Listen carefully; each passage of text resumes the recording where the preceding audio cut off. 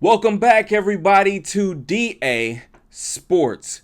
I'm your host, DASASIN. This is episode number 4. I want to thank you guys all again for tuning in. In this episode, we are going to do a brief recap of Thursday Night Football. And then we're going to talk about the events that are going on tomorrow. So that's WNBA playoffs starting and, of course, NFL Sunday. All right, let's get into it. So to start, let's talk about Thursday Night Football. It was the Jets dominating the Patriots. Ron looks like his old self. He was definitely more mobile than he has been in recent memory. Looked like he wasn't favoring the leg that he had the Achilles tear on, which was really positive to see for them. I know a lot of Jets fans are very much back on the bandwagon after what they saw against the Patriots. And I know a lot of people were like, well, the Patriots weren't expected to be a good team this year, but the Patriots defense had looked pretty decent through their first 2 games, and the Jets seemed to be able to manage that very well. The Jets offense was able to run the ball and pass the ball well. I know there's a stat about Aaron Rodgers not passing for over 300 yards in, I believe, like 20-something games, but he actually was really close to it and would have had over 300. He had like one bad throw towards one of his last throws. So, that kind of telling of where stats can kind of skew things. He essentially had the type of game you would expect if you saw 300 yards on the final stat sheet. But nonetheless, I'm sure they'll keep counting, especially if they end up losing going forward. But all in all, the Jets should be very positive about the way they played. They were able to run the ball well. They were able to pass the ball well. And their defense actually showed their full potential. Granted, New England doesn't have a strong offense. Jacoby Brissett can throw the ball, but they're mainly a heavy run team, and the run game was shut down. So the Jets have to be proud of that. Who knows what's going on with the Hassan Reddick thing, because they still haven't come to an agreement at all. So we'll see how long that actually continues. But if they do get him back at some point, that'll only make the defense even stronger. Because I'd say that's the one thing they're lacking right now. They're not getting much pressure. They're able to kind of stonewall the offensive line, but they're not getting like a lot of pass rush pressure. It's kind of a tongue twister there. But overall, like I said, it was a great game for them. Not a super entertaining game for Thursday Night Football, kind of going back to the trend that they had from previous years. But nonetheless, it was a dominant win, and we're on to week 3. Aside from Thursday Night Football, we're going to talk about this Sunday. So tomorrow, 2 important things. Like I mentioned, obviously NFL Sunday. But before that, we also have the WNBA playoffs starting. Now, as I mentioned in episode 1, for those that didn't see it, I am a Seattle Storm fan, mainly because when I started watching basketball as a whole, I was a Seattle Sonics fan. And so when they started the WNBA, I was like, all right, I might as well pick the same team from the same city. So I am a Storm fan. And so I'm just going to go over what I think the first round series are going to play out as. With that being said, let's get into it. So for the first series, it is the Liberty versus the Dream. The Liberty have been dominant pretty much all season. The Dream barely squeaked into the playoffs. They have a below 500 record. I think this one is going to be an easy 2-0 sweep for the Liberty, and they'll move on and wait for the winner of the next round. The next matchup is between the Connecticut Sun and the Indiana Fever. Now, as most people know, Caitlin Clark is the one who plays for the Indiana Fever. They are the 6th seed. Connecticut Sun is a 3 seed. And this matchup, I actually think the Connecticut Sun are going to pull off the victory. I do think the Fever will get a win, so the Sun will win 2-1. I just think that Alyssa Thomas is going to be very physical with Indiana and kind of want to make a statement that, like, look, I understand the hype train that is Caitlin Clark, but they're not ready for this playoff level yet. And I think she's going to pretty much install her dominance throughout the series, and they'll pull out a close series and win it 2-1. As for the next series, it's the Lynx and the Mercury. The Lynx are the higher seed in this one too, and I do think that they'll pull off the win and end up winning 2-1. I honestly think that they have the capability of getting a sweep here. I just feel like because there's so much experience on the Mercury that they'll find a way to pull out one game just off of that alone and push the series to 3 games, but they'll eventually lose. And then for the last one, the 4 or 5 seed, this is the one that I didn't really want to do. It's the Aces and the Storm. I have to put my bias aside. Obviously, I'm going to be rooting for the Storm, but I do think the Aces will win the series 2-1. I think A'ja Wilson has kind of proven all year long just how dominant she is and how much she's better than every single player in the entire world, not only during the season, but also during the Olympics.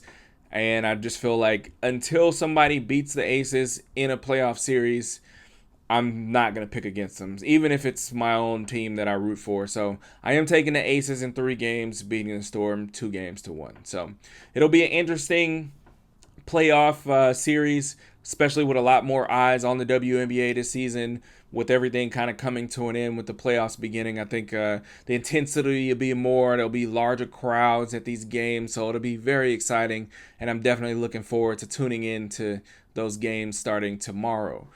Now, outside of the WNBA, we got to get into some NFL football. As you guys remember, as far as the picks for the NFL, I break it down into 3 different parts. I do a pick 3 where I pick 3 games, and that could go either way.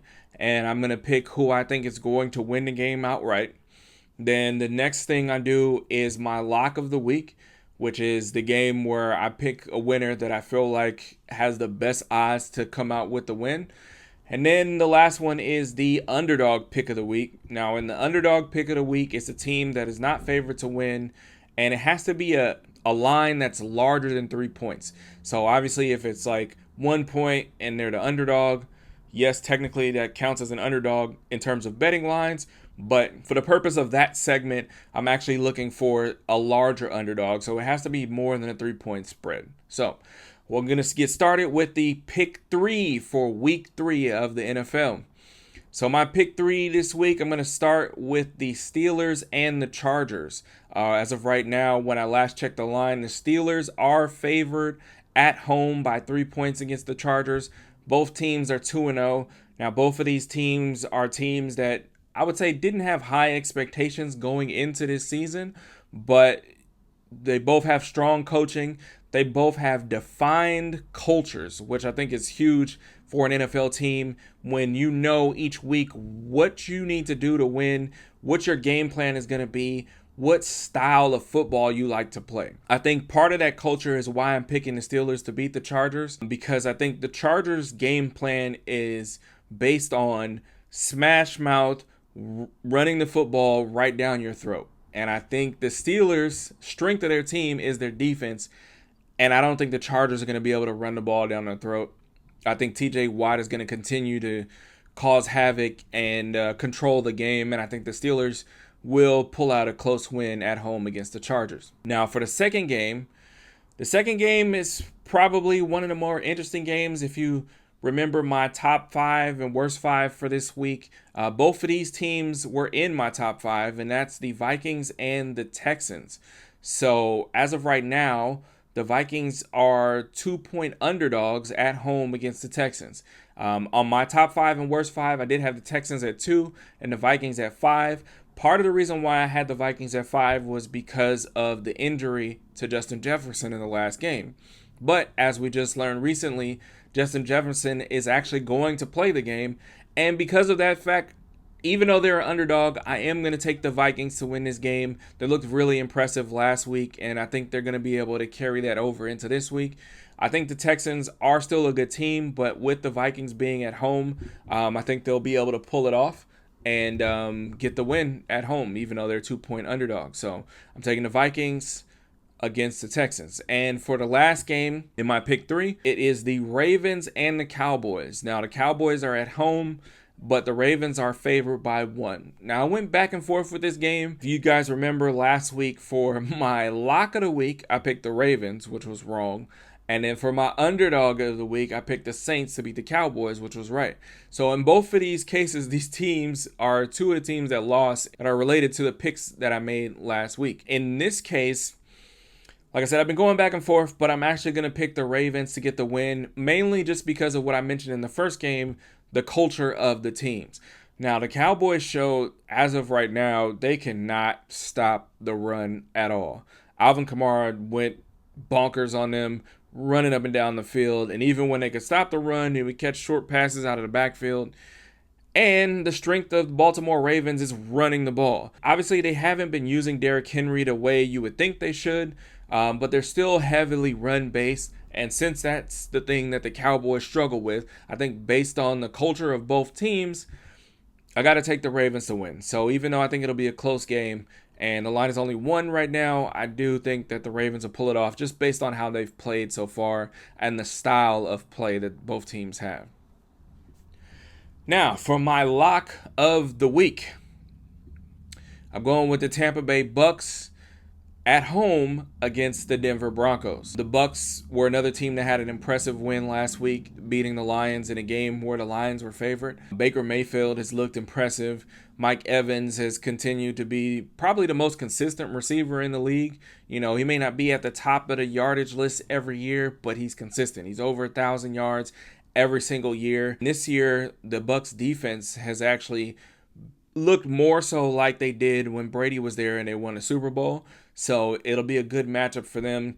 I think with the Broncos having the rookie quarterback, he's going to have a tough time with that defense. And the Bucks are coming in with a lot of confidence. The line right now is 6, but I think the Bucks will win pretty I think they'll win by double digits. Yeah, I'm taking the Bucks as my lock of the week for week number 3. And lastly, for my underdog pick of the week. Now this one was tough. Like I said earlier, for my underdog pick of the week, it has to be a team that is favored to lose by more than 3 points. And honestly, most of the teams that are favored to lose by more than 3 points this week, I'm not really confident in any of them. But I have to pick one, and I am picking a team that is 0-2, going on the road to a team that's 2-0, and it's a Monday Night Football game. That's right, I'm picking the Jacksonville Jaguars to upset the Buffalo Bills at home. Now, granted, this is a long shot. The line right now, last time I checked, was 5, so the Bills are favored by 5. I think, Jags plus 5 is probably the better bet, but for the sake of the underdog pick of the week, we got to talk money line. So I'm taking the Jags money line over Buffalo as my underdog pick of the week. I think that, Buffalo did look impressive against Miami, and they looked impressive at the end of the Arizona game. And the Jags haven't been able to get much going offensively, but I feel like this week they'll get it to click and put some pressure on Buffalo, and I think Buffalo will have a late turnover and allow the Jags to get a win. So that's my underdog pick of the week. All right, so that is it for episode number 4. That is NFL week number 3, WNBA playoffs. Thank you guys for tuning in. Please make sure you like and subscribe and share the video as much as you possibly can. I need all the engagement I can get to get more people tuning into the channel. I appreciate everyone who tunes in every week. Thank you guys. Peace.